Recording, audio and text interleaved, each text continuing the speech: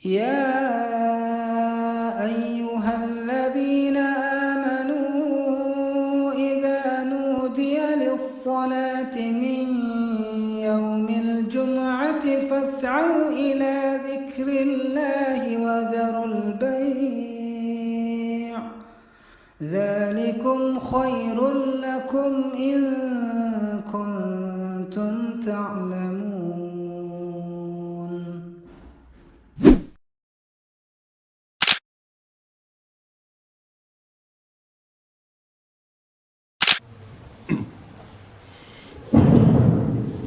Innal hamdalillah nahmaduhu wa nasta'inuhu wa nastaghfiruh wa na'udzu billahi min shururi anfusina wa min sayyiati a'malina may yahdihillahu fala mudilla lahu wa may yudlilhu fala hadiyalah. Asyhadu an la ilaha illallah wahdahu la syarikalah ilahun wahidah asyhadu anna muhammadan abduhu rasuluh la nabiyya ba'dah. Allahumma shalli wa sallim ala rasulillah sallallahu alaihi wasallam uswatun hasanah wa ala alihi wa ashabihi wa mawala la hawla wa la quwwata illa billah amma ba'd. Qala Allah ta'ala fi kitabil karim a'udzu billahi samil alim minasy syaithanir rajim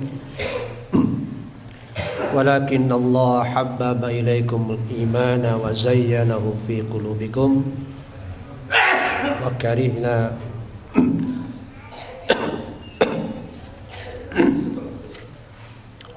Qala Allah Ta'ala fi kitabil karim a'udzu billahi samil alim minasy syaithanir rajim walakin Allah habbaba ilaikumul imana wa zayyanahu fi qulubikum wa karaha fi ilaikumul kufra wal fusuqa wal isyan ulaika humur rasyidun. Ayuhal hadirun usi iyaya wa iyyakum bittaqwallah faqad fazal muttaqun. Jamaah yang dirahmati Allah, alhamdulillah selesai sudah Ramadan 1446 kita tunaikan dan kita sudah memasuki bulan yang kita sebut dengan Syawal. Secara etimologis Syawal ada yang menyebutnya dengan al-irtifa, kenaikan atau abster, mengangkat. Dengan demikian kita bisa korelasikan dua bulan ini. Ramadan lazim disebut dengan syahrut tarbiyah, bulan pelatihan, atau ada juga yang menyebutnya dengan al-madrasatu ruhiyah, latihan atau madrasah untuk meningkatkan keterampilan batin dan juga keterampilan ketaatan. Sehingga diharapkan pada waktu bulan Syawal ada yang disebut dengan progresivitas kemajuan dari sisi ketaatan, kebaktian kita kepada Allah jauh lebih baik, dengan kondisi yang lebih baik dan juga lebih benar. Jamaah yang dirahmati Allah, pada kesempatan ini kita coba ingin mengangkat sedikit berkenaan dengan apa yang disebut dengan orang yang benar. Ketika kita mencoba membuka Al-Quran, maka gaya bahasa Al-Quran itu sangat unik. Terkadang dijelaskan dulu rincian tentang karakter tertentu, nanti disebut dengan siapa karakter itu, atau sebaliknya dipaparkan dulu seseorang kemudian dirinci bagaimana karakternya. Contoh yang paling populer dan sangat banyak dalam Quran adalah ungkapan ulaika. Ada ulaika humul muttaqun, ada ulaika humul muflihun, ada ulaika humur rasyidun. Biasanya Al-Quran selalu menyebutkan dulu rincian karakter sebelum Allah menyebut ulaika humul, misalnya muttaqun atau rasyidun tadi. Contoh populer terdapat di dalam Al-Baqarah awal yang saya kira sebagian besar dari kita udah hafal. Setelah merinci bagaimana alladzina yu'minuna dan seterusnya, itu diawali oleh al-muttaqin, baru dirinci karakternya.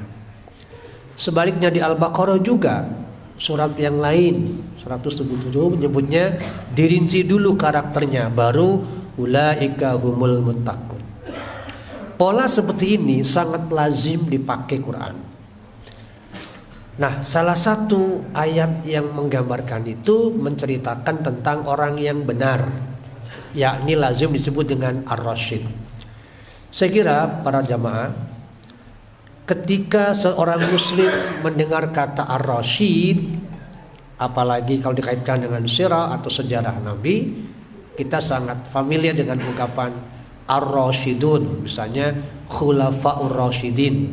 Itu menggambarkan sosok ideal yang senantiasa benar. Apa itu ayatnya? Coba kita lihat. Surat 49 ayat 7. Allah menyebut ulaika humur rasyidun, itulah orang-orang yang benar. Ketika kita mencoba membuka tafsir, maka apa yang disebut dengan ar-rasyid? Rasyid berasal dari kata ar-rusydu yang berarti kejelasan, ketepatan sesuatu sehingga tidak mengalami kecacatan. Jadi ar-rusydu adalah benar, tepat, jelas, tanpa ada kekeliruan dan tanpa ada kekurangan. Satu hal menarik jamaah, dikisahkan bahwa Musa alaihissalam itu mencari sosok yang oleh Allah dengan sebutan sudah diberi ilmu. Kemudian setelah ketemu, singkatnya, setelah ketemu beliau langsung berkata kepada orang itu bahwa saya ingin mengikutimu agar engkau mengajariku kebenaran. Ta'allamtu rusdan. Jadi Musa datang kepada orang itu ingin meraih arusdu, kebenaran tadi. Dan puncak kebenaran adalah ditemukannya Allah dalam kehidupan sehari-hari. Lantas apa yang Allah gambarkan di dalam ayat ini dengan sebutan itulah orang-orang yang benar? Sekali lagi, saat Allah sudah menyebut ulaika humur rasyidun, sebagaimana ulaika humul muttaqun, selalu digambarkan sosok karakternya lebih dulu, baru ditegaskan inilah orang yang bertakwa, inilah orang yang benar. Lantas apa yang disebutkan dengan orang yang benar itu? Setidaknya ada 3 karakter yang melekat di dalam diri orang yang disebut ar-rasyidun. 1. Habbaba ilaikumul iman. Dia mencintai keimanan. Allah memberikan cinta kepada orang ini untuk mencintai keimanan yang sesungguhnya.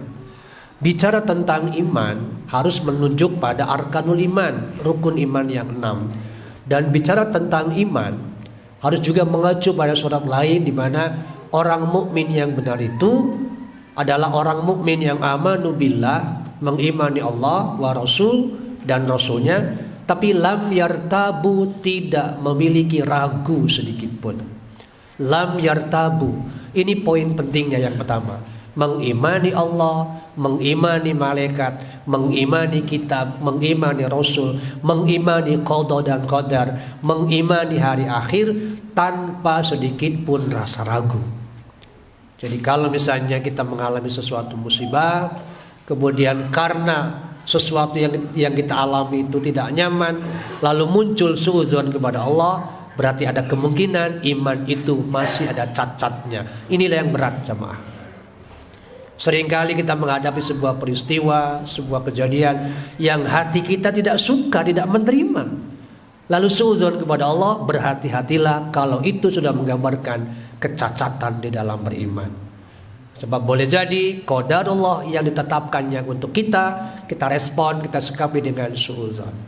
Itu yang pertama. Lam yartabu. Jadi mari kita belajar senantiasa husnuzon kepada Allah. Kita yakini bahwa tidak ada satu peristiwa pun, baik itu kenikmatan atau sebaliknya, kecuali biiznillah. Yang pertama. Yang kedua, orang yang benar atau pribadi yang benar disebutkan lewat ayat ini adalah wazayyanahu fi qulubikum. Allah menghiasi hati mereka dengan keimanan. Allah menghiasi. Jadi posisi mukmin sebagai objek, sedangkan Allah sebagai subjek, yakni menghiasi hati orang yang mukmin dengan keimanan. Ini menggambarkan sebuah anugerah Allah yang luar biasa. Apakah setiap orang bisa melakukan itu? Tidak mungkin. Belum tentu semua orang dihiasi oleh Allah dengan keimanan yang baik. Kalau orang itu masih memiliki cacat batin. Contohnya banyak. Ketika orang diingatkan supaya mengikuti aturan Allah dalam segala hal, senantiasa ada orang yang menolak. Contoh, zaman Rasul seorang anak muda yang memakan makanan dengan tangan kiri.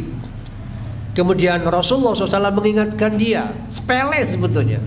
Wahai kawan, makanlah dengan tangan kanan, bukan dengan tangan kiri. Tapi karena hatinya belum dihias oleh keimanan dan kecintaan kepada Rasul, dengan songong dia bilang, mastata'tu, nggak bisa.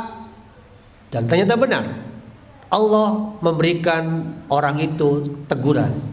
Tangan kanannya tidak bisa mengangkat makanan ke mulutnya. Kenapa? Songongnya hati orang yang bersangkutan. Jadi wazayyanahu fi qulubikum, Allah belum menghiasi iman hati dengan keimanan yang benar. Buktinya tadi masih menolak ajakan Rasul. Sama seperti sebagian dari kita. Seringkali diingatkan bahwa itu keliru, tapi apa sok tahu lo. Itu gambaran betapa sulit untuk menerima sesuatu saran, ajakan, padahal sudah jelas ini ayatnya, ini hadisnya. Jadi poin kedua, pahami bahwa carilah penghiasan yang Allah berikan kepada kita berupa anugerah yang terindah itu. Yang kedua. Yang ketiga, ciri orang yang benar atau menjadi pribadi yang benar sebagaimana kalimat berikutnya. Wa karroha ilaikumul. Allah memberi watak hati itu benci. Orang ini membenci 3 perkara. Al-kufro, pengingkaran. Kekafiran, ingkar itu. Kalau misalnya kita melihat pengingkaran seseorang, kita tidak benci, berarti masih belum benar hati kita. Bahkan sampai mengatakan, itu bukan urusan saya, hati-hati. Nah itu ketika melihat kemungkaran, bencilah itu. Bukan benci orangnya, tapi benci perbuatannya. Yang kedua, membenci al-fusuk, kefasikan. Termasuk saudara kita sekalipun. Dalam konteks warisan misalnya, ketika dia ngotot ingin melakukan apa yang menjadi kemauannya, padahal itu salah, itu kita benci mestinya. Jangan biarkan. Kita seringkali mengatakan, soalnya gak enak lah, daripada bertengkar dengan saudara, mendingan udahlah biarin aja lah. Itu sama dengan kita belum benar, karena masih mencintai sesuatu yang salah. Hanya karena gak enak soalnya kalau kita mengingatkan, ya udah biarin aja lah. Belum berarti karroha ilaikumul fusuk. Dan yang ketiga, wal isyan, membenci kedurhakaan. Hari ini durhaka dipertontonkan oleh banyak orang. Bahkan pejabat penggede di atas pun dengan bangganya mempertontonkan kedurhakaan. Kalau kita tidak membenci itu, sekali lagi, berarti kita belum masuk kategori wa karroha ilaikumul kufra wal fusuqa wal isyan. Jadi bencilah kemungkaran tanpa harus membenci orangnya. Bencilah kekafiran tanpa harus membenci orangnya. Bencilah kedurhakaan tanpa harus membenci orangnya. Tetapi jangan diam untuk mengingatkan, maaf Pak, Anda keliru, maaf Anda salah. Subjektif tidak, tetapi lillah karena Allah. Perkara dia menerima atau tidak, serahkanlah kepada Allah. Sebab hari ini sekali lagi, jangankan orang lain, adik sendiri, kakak sendiri, bahkan orang tua sekalipun, ketika kita ingatkan bahwa Pak maaf itu salah, pasti menolak, lalu bertengkar, konflik. Tuh kan, udahlah, daripada mengingetin, daripada mengingatkan, daripada memberitahu, tapi ujungnya gini, udah terserahlah. Kebanyakan kita tidak siap seperti ini. Padahal setiap orang harus melakukan amar ma'ruf nahi munkar, betapapun itu saudara sendiri dan betapapun itu ditentang sedemikian rupa. Jadi jangan diam saat melihat kekufuran, benci kekufuran itu, hentikan langkahnya. Begitu pula dengan kemungkaran dan sebagainya. Supaya apa? Menjadi pribadi yang benar. Sekali lagi, pribadi yang benar ciri pertama, imannya tanpa ragu.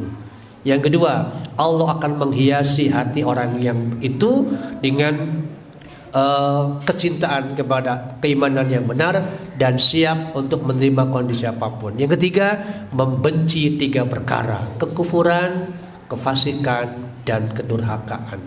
Barakallahu li wa lakum wastaghfiru innahu wal ghafurur rahim.